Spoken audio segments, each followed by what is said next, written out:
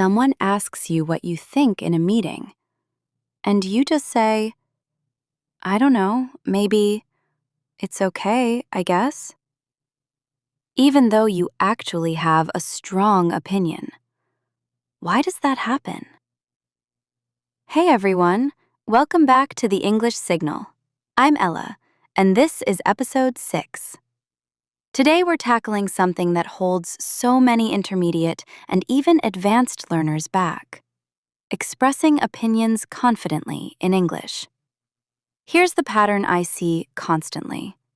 Someone has a completely clear, well-formed opinion in their head, but the moment they try to say it in English, it comes out weak, hedged, and unclear. Today we're fixing that, piece by piece. Let's start with the basics, moving beyond I think. Now, I think isn't wrong, but if it's the only phrase you use, every opinion sounds equally weak, whether it's a small preference or a strong belief. Let's build a scale of confidence. For a mild opinion, I think this could work, or it seems like a reasonable option. For a moderate, clear opinion, I believe this is the right approach, or, in my view, this makes the most sense. And for a strong opinion, I'm convinced this is the best option, or I firmly believe we should go this direction. See the difference? Native speakers naturally adjust their language based on how strongly they feel. Matching your phrase to your actual conviction makes you sound more precise and more confident, not just louder. Let's talk about a huge confidence killer: over-qualifying your opinions with soft language. Things like, this is just my opinion, but maybe, I don't know, could we possibly think about trying this? That's 5 separate hedges in one sentence. By the time you finish, nobody remembers what you actually think. Compare that to, I'd suggest we try this approach. One clean hedge.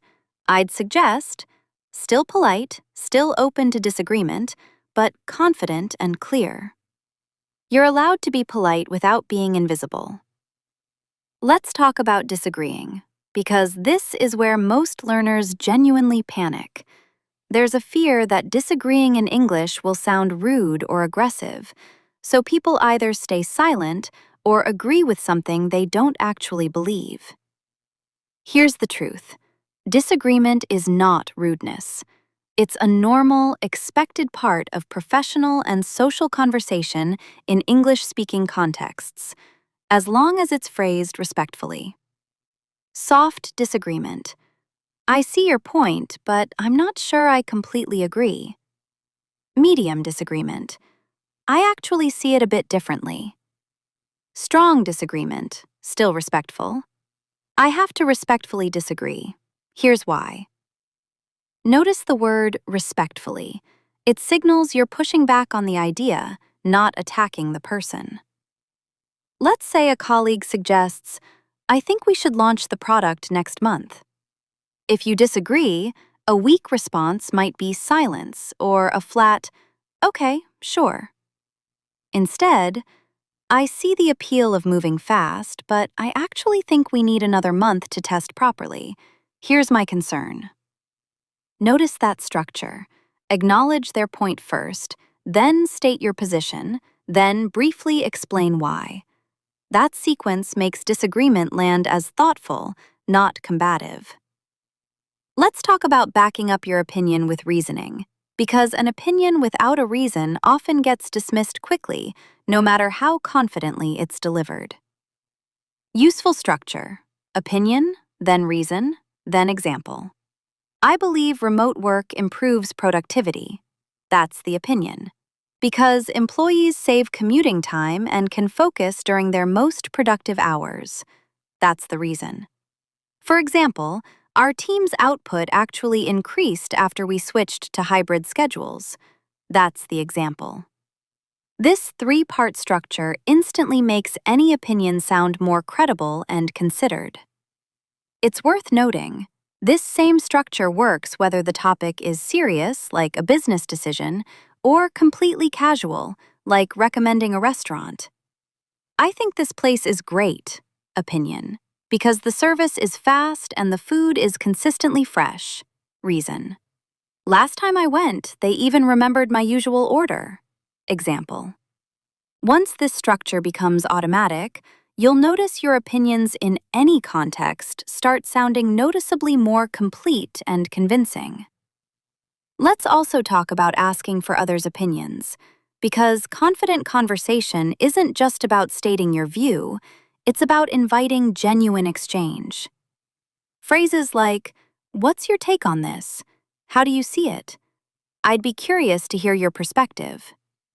These phrases signal that you value dialogue, not just being right. Now let's cover something specific: expressing opinions on sensitive or debated topics, where tone matters even more. A useful technique here is acknowledging complexity before stating your view. This is obviously a complicated issue, but from what I've seen, I lean toward. This kind of framing shows maturity and awareness that reasonable people might disagree, which makes your opinion easier to hear, even if someone doesn't fully agree. Another useful phrase for sensitive topics: "I might be wrong about this, but my honest take is."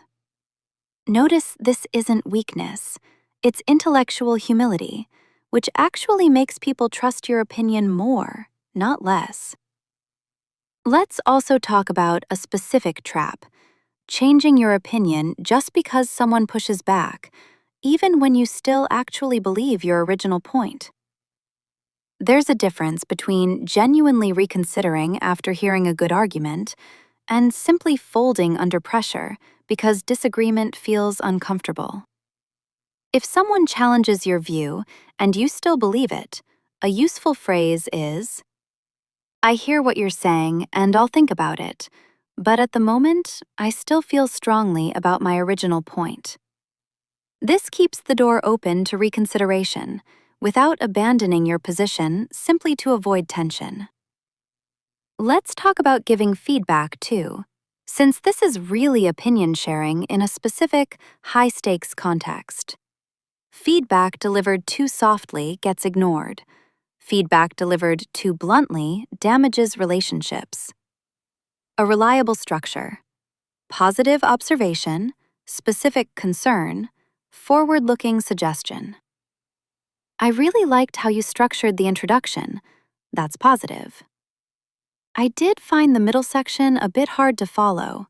That's the concern, phrased gently with a bit. Maybe adding a clear transition sentence there would help. That's the forward suggestion. This structure, sometimes called a feedback sandwich, keeps opinions honest without feeling like an attack.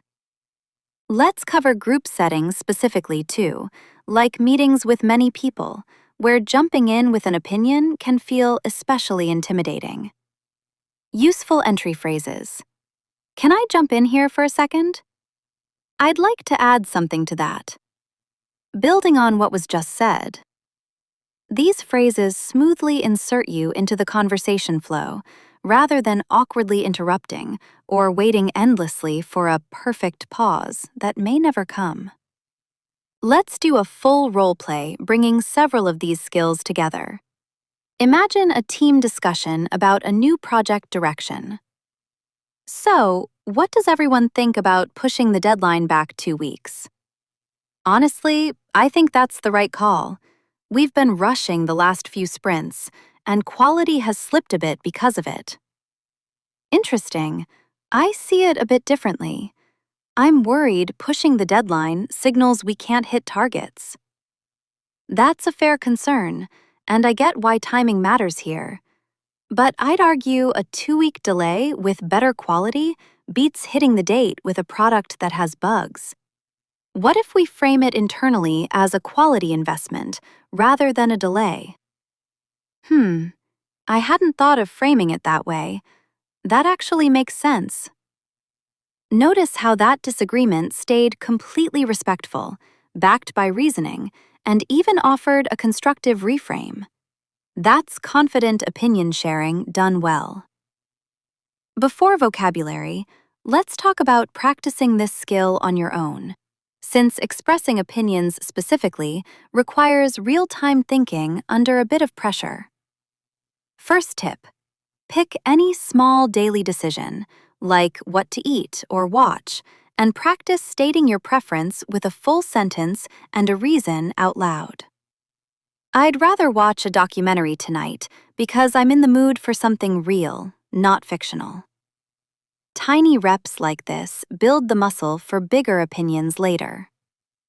Second tip: read a short opinion article or watch a debate clip, then pause and say your own reaction out loud in English, using the phrases from today.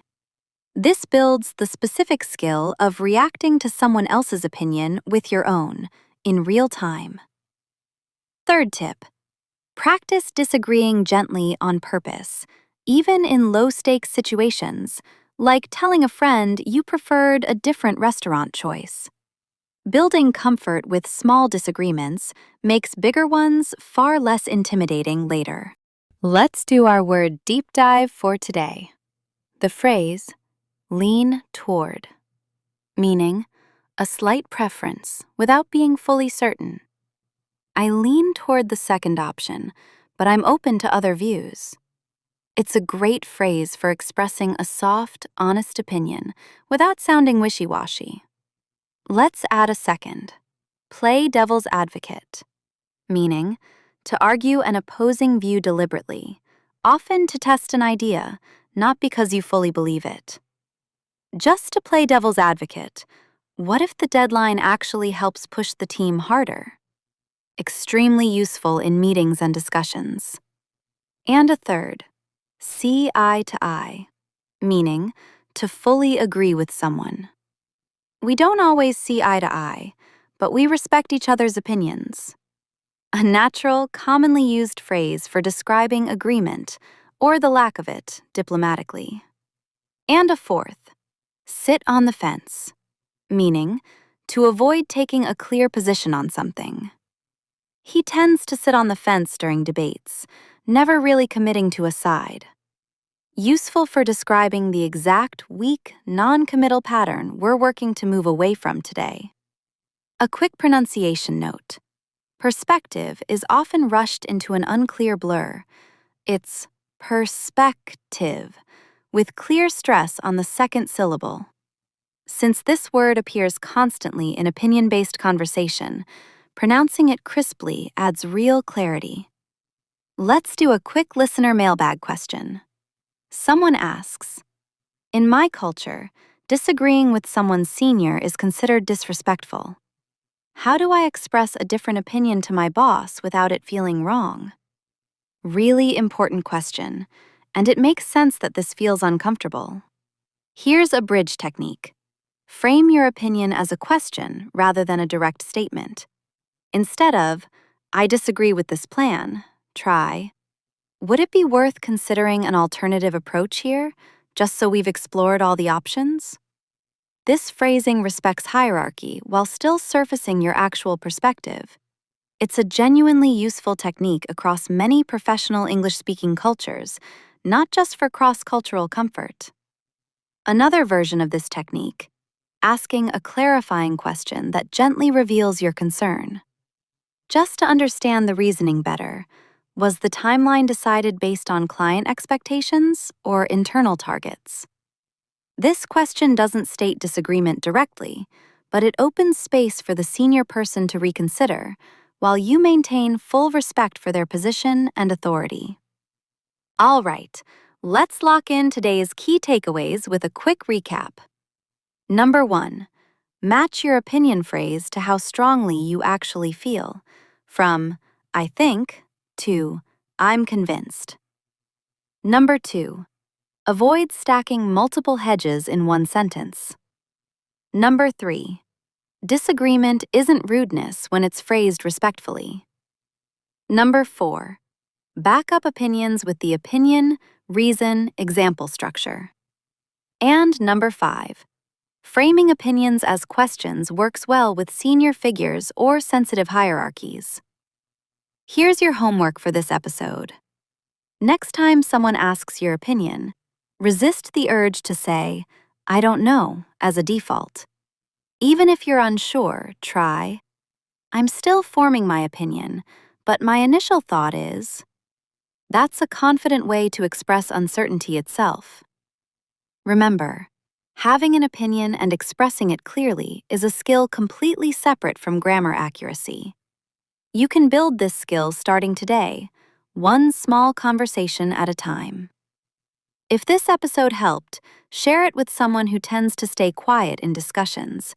And drop a comment. What's a topic where you struggle to express your opinion confidently in English? I'll pick a few for our next mailbag segment. See you in the next episode. Bye for now, and go share what you actually think.